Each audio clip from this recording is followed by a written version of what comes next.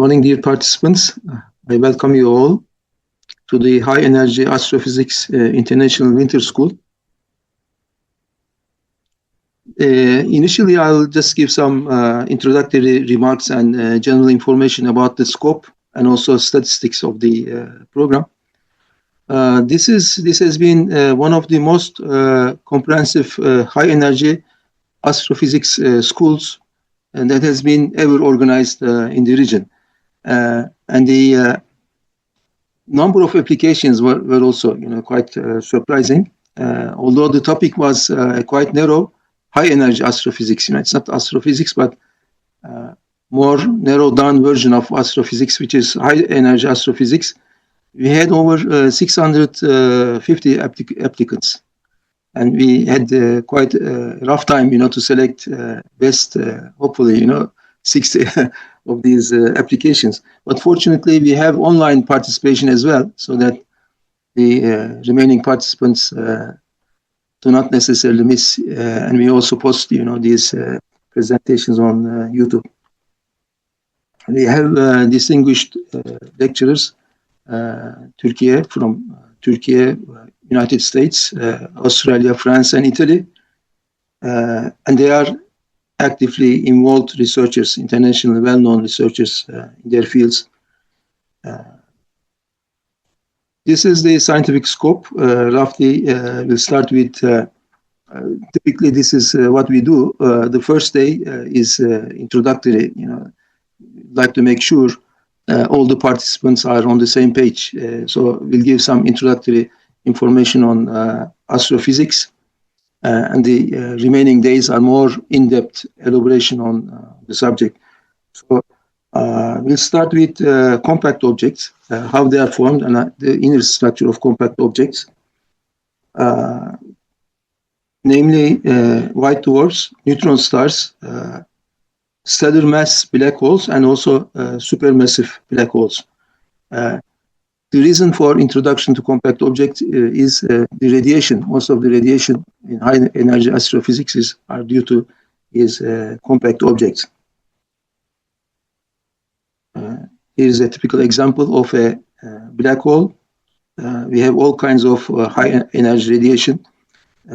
We have the photon sphere, relativistic jets, due to the black hole gravitational field, and a number of other events that generate high energy radiation that we are going to investigate in depth. The second day will be about radiative processes. As you are well aware, in the sky we have radiation from radio astronomy, radio frequency energies up to X-ray and gamma energies, and all these different radiative processes, they give us different aspects of cosmology and astrophysics, and we understand different physics in all of these different radiation wavelengths. And this is a typical multi-wavelength image of the M31 Andromeda galaxy. And one of the challenging aspects of radiative processes in astrophysics is the wide range of energy. As you see over here, we observe energies, galactic cosmic ray energies from 10 to the 9 eV up to the breakpoint of 10 to the 21 eV. And the flux also ranges, quite a bit. There is 40 decades of variation in the flux of these radiation. Typically, low energy radiation has a higher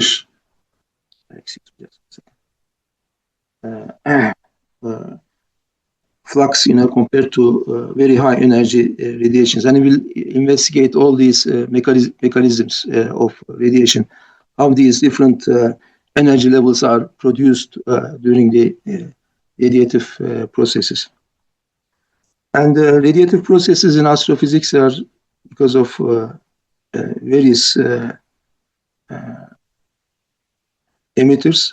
There's blackbody emission, Bremsstrahlung emission, synchrotron radiation, Compton scattering, and as well as the usual emission from the spectral lines of atoms and molecules. Here in this table, we see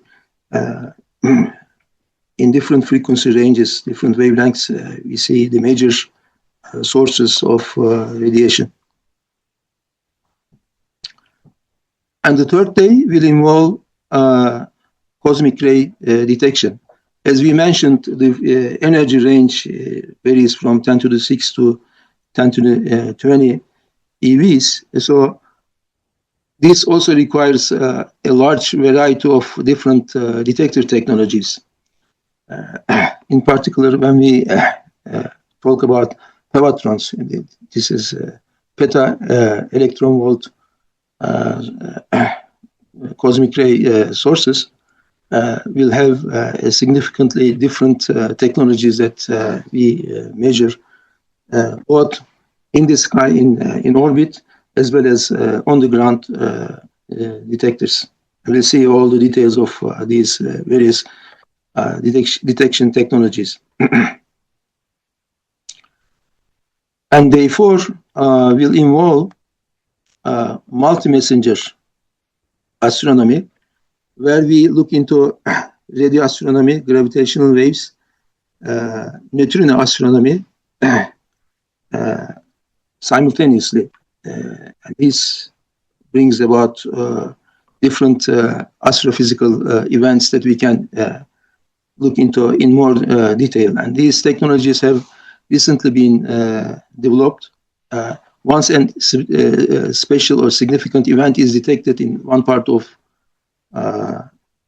the sky, we have a variety of instruments, starting from radio astronomy all the way to gravitational fields and neutrino astronomy, neutrino detectors, where we can look into different aspects, different physics, of the same event in the universe, which is a very exciting field, I believe. And therefore will involve different aspects of this. And here, the famous LIGO experiment that was done in 2 detectors in Hanford, Washington, one, and vertically located another detector, Livingston, Louisiana. So the correlation of these 2 signals actually reveal, that there is a gravitational wave caused by black hole merger. And so we'll look into in more detail, how to look into these kind of signals and analyze them. As I said, neutrino astronomy, it's another aspect, of radio astronomy. Neutrinos are very penetrant. If you have light years of lead, and neutrino would typically pass by all this material, all this matter, without any reaction with the material. So neutrino astronomy brings about an in-depth physical investigation of astronomical objects that we cannot achieve through regular electromagnetic emissions, and we'll talk about this. And finally, the last day will be about frontiers in high-energy astrophysics. What is the current frontier research topics in the field of high-energy astrophysics? We'll talk about this. X-rays and gamma-ray transients. The detection of these transient events are very important in astrophysics. Black hole transients and the spectral states. Use of artificial intelligence in astrophysical research, because typically these detectors that we mentioned, they produce petabytes, of data that needs to be processed in an efficient manner. We'll talk about MIRIA, cosmic ray detector, neutrinos from received from supernovae, detection of nanohertz gravitational waves, where we use quasars to variations in the frequency of quasars, so that we can measure nanohertz gravitational waves, as opposed to the LIGO experiment that I described. And finally, we'll have a talk on nuclear astrophysics. How do the nuclear reactions in the center of these compact objects, that we talked about, happen, and how we can compute the reaction rates and the cross sections of these nuclear reactions within these compact objects. So finally, we'll close with closing remarks. This is the schedule that I assume all you have, and I hope to meet with each one of you during the course, because our final objective is not to simply have a 1 week series of lectures, but eventually we'd like to form an international research groups, hopefully, and to rejuvenate, the field of high energy astrophysics in Turkey and as well as worldwide. Finally, I thank all the organizers of my institute, Osam Bey and Bilal Bey and others, and all the distinguished lecturers that will be participating and who will enlighten us eventually. Thank you for coming.